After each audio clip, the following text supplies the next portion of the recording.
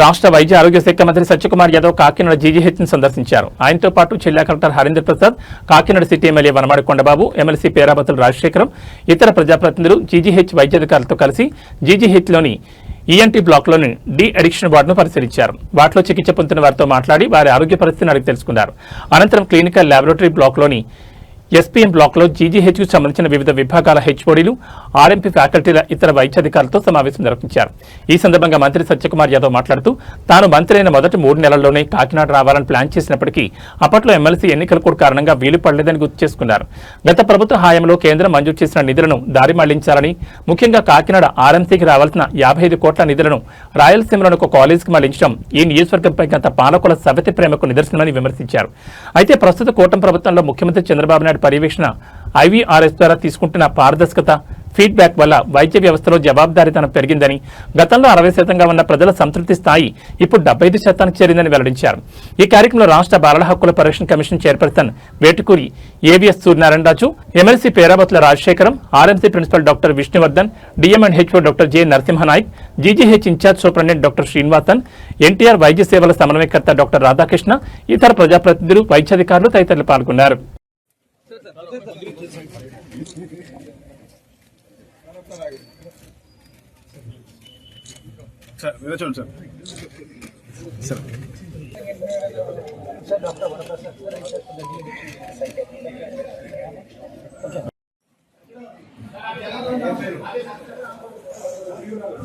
Madam అలా చెప్పండి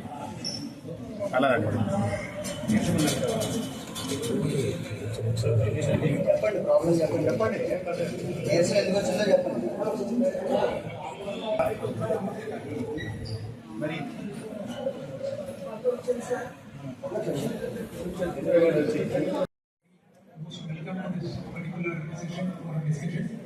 I have presented the book.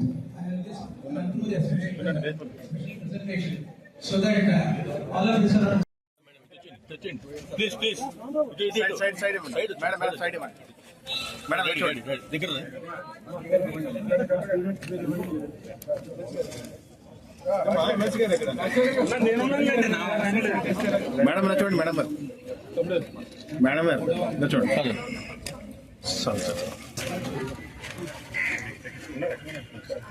తీసుకుంటారండి తీసుకొచ్చి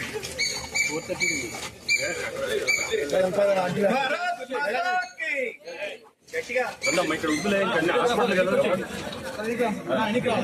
వైడ్ తీసుకోండి.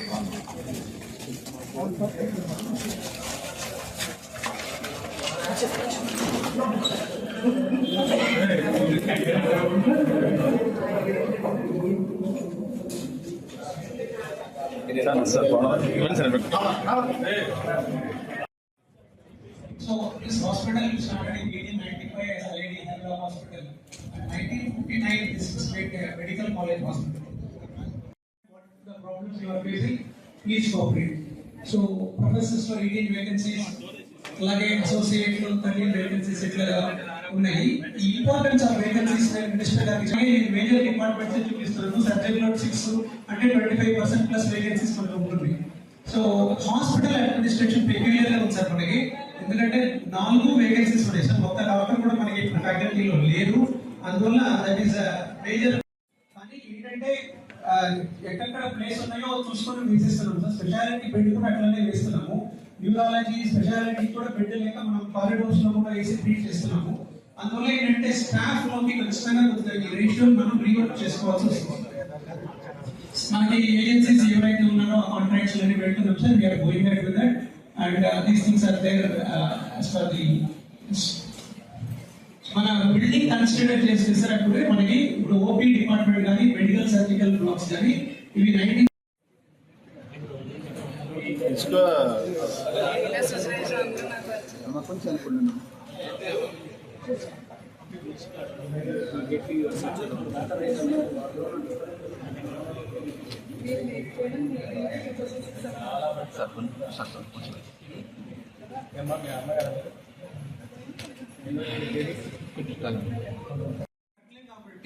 స్టేజ్ వైస్ లో మనం దీన్ని ఒక రోడ్ మ్యాప్ తీసుకొని చేయాల్సి వస్తుంది అనేసి I strongly suggest that we need to do something. we would like that, we have done a lot of improvements, lot of good things in your these 2 years. Hope we start this modernization of this hospital and upgradation of this department. So this is casualty, sir. Problem ఏంటంటే ఇప్పుడు మొన్నట్లాగా ఒక emergencies వచ్చినప్పుడు అంటే disaster management వచ్చినప్పుడు we are definitely lacking. In spite of that, I would definitely thank all the staff members here and the nurses, sir. Manna, sir, that is a really a very Herculean effort for the staff of this hospital. కొత్తగా trauma black పెట్టాము, but still because of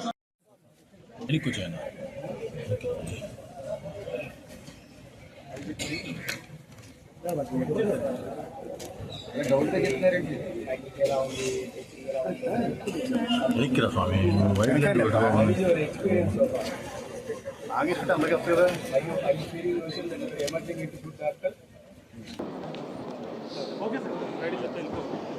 media మిత్రులకి నమస్కారం. మిత్రులారా, కూటమి ప్రభుత్వం ఏర్పడినప్పటి నుంచి ప్రజలందరినీ తమ కుటుంబ సభ్యులుగా భావిస్తూ ప్రతి ఒక్కరి ఆరోగ్య సంరక్షణ దిశగా ఈ రాష్ట్ర గౌరవ ముఖ్యమంత్రి చంద్రబాబు నాయుడు గారు, ఉప ముఖ్యమంత్రి పవన్ కళ్యాణ్ గారు చేస్తున్న ప్రయత్నాలు చాలా వరకు సఫలవంతమవుతున్నట్టుగా మనకు అనేక ఆసుపత్రుల్లో రివ్యూ సందర్భంగా తెలుస్తూ ఉంది. అదేవిధంగా కేంద్ర ప్రభుత్వం నుంచి అది 15th ఫైనాన్స్ కమిషన్ ద్వారా కావచ్చు, ప్రధానమంత్రి Ayushman Bharat health infrastructure machine కింద పెద్ద ఎత్తున వస్తున్న నిధుల వల్ల కావచ్చు ఈ మార్పు కనిపిస్తూ ఉంది. ఇవాళ ఈ ఓపీ సేవలు కానీ రాష్ట్ర వ్యాప్తంగా అది ప్రైమరీ, సెకండరీ, టెర్షరీ హెల్త్ సెక్టార్లో ఐపీ సేవలు కానీ, లేదా డయాగ్నోస్టిక్ పరీక్షలు కానీ, లేదా డాక్టర్ల లభ్యత విషయంలో కానీ, లేదా కింద నుంచి పై స్థాయి దాకా వైద్య సిబ్బంది వ్యవహార శైలిలో కానీ చాలా మార్పు వచ్చిన విషయాన్ని మనం ప్రతి నెల గౌరవ ముఖ్యమంత్రి గారు తీసుకుంటున్న ఫీడ్బ్యాక్, IVRSS సిస్టమ్ ద్వారా తీసుకుంటున్న ఫీడ్బ్యాక్ ద్వారా తెలుస్తూ ఉంది. ప్రభుత్వం వచ్చిన కొత్తల్లో తీసుకుంటున్న ఫీడ్బ్యాక్లో ఈ సాటిస్ఫాక్టరీ లెవెల్స్ 60 నుంచి 62% ఉంటే గత 20 నెలల్లో అది కాస్త 75% దాకా పెరిగిన విషయం కూడా మనకు తెలుసు. ఎందుకంటే ఇది ప్రజల నుంచి చాలా పారదర్శకంగా తీసుకుంటున్న ఫీడ్బ్యాక్. అదే సమయంలో అవినీతి కూడా దాదాపు 38% నుంచి 23-24% వచ్చింది. అయితే ఇది ఏదో చాలా పెద్ద అచీవ్మెంట్గా నేను భావించడం లేదు. చాలా మార్పు తీసుకురావడం జరిగింది. దాదాపు 20% సంతృప్తికరమైన మార్పును తీసుకురాగలిగాం. ఇంకా చేయవలసింది చాలా ఉంది.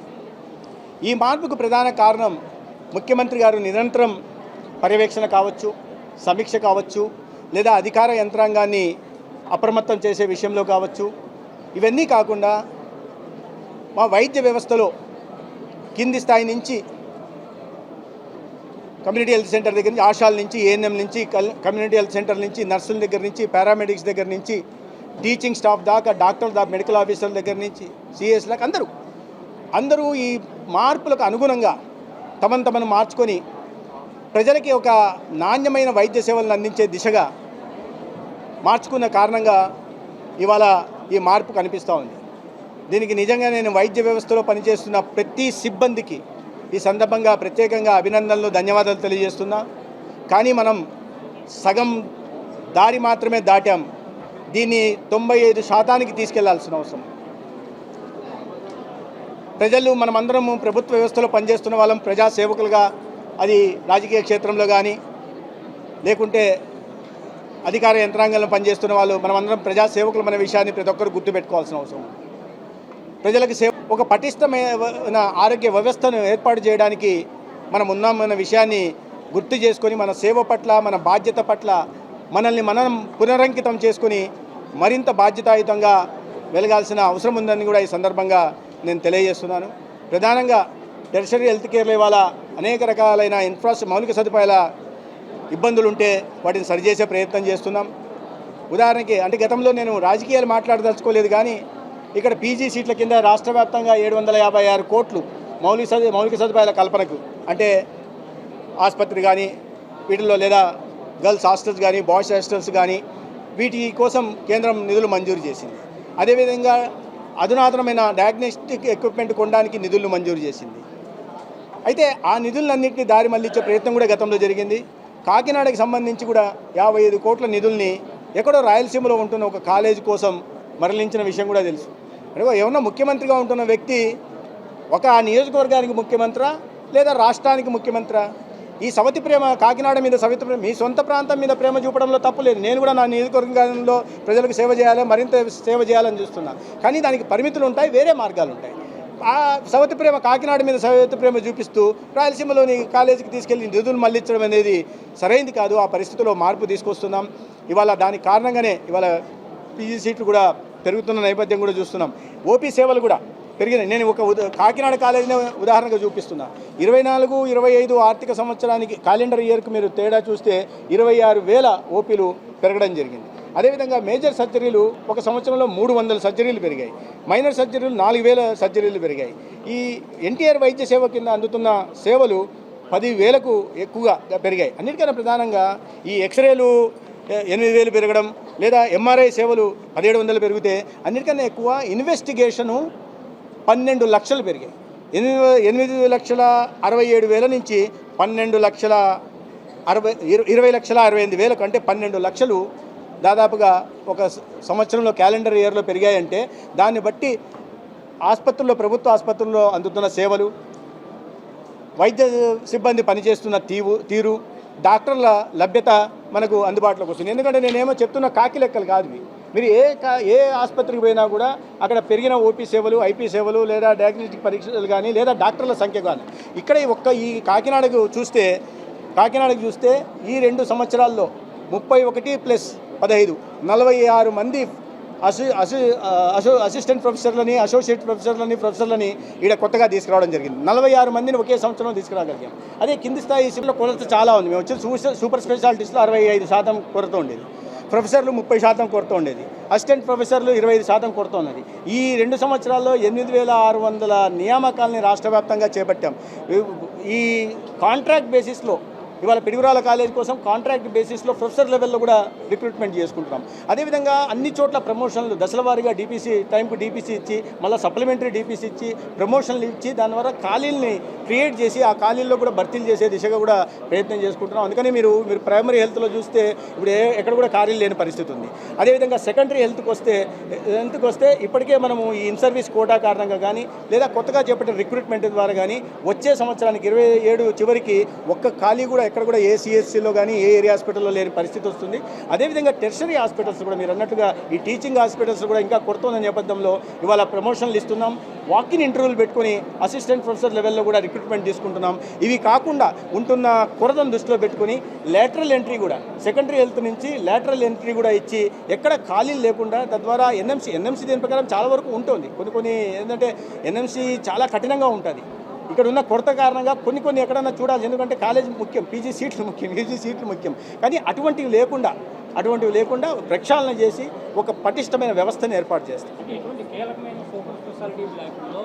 టైం అప్గ్రేడేషన్ చేస్తున్నాం. ఇవాళ ట్రైనింగ్ ఇది కూడా మొదలు పెడుతున్నాం.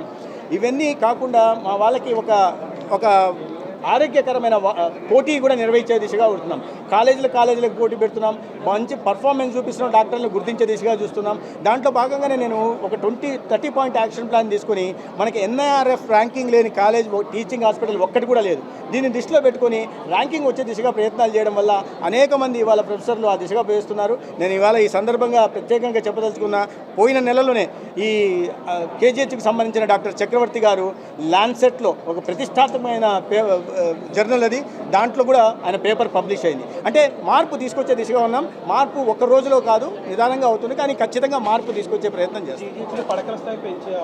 అంటే ప్రతి రాష్ట్ర వ్యాప్తంగా ఇది ఉంటున్న సమస్య ఇది. ఎందుకంటే మనకు శాంక్షన్డ్ బెడ్స్కి డబుల్ ది నెంబర్లో ఫంక్షనల్ బెడ్స్ ఉంటున్నాయి. రాష్ట్ర వ్యాప్తంగా ఇదే పరిస్థితి ఉంది. జనరల్ దీంట్లో కానీ దీంట్లో, ఎందుకంటే ఇవాళ ఉన్న ఆర్థిక పరిమితుల దృష్ట్యా ఫేజ్డ్ మేనర్లో టేకప్ చేస్తున్నాం. ఈ నెల 14వ తేదీ కేంద్ర ఆరోగ్య శాఖ మంత్రి రాష్ట్రానికి రాబోతున్నారు. 600 కోట్ల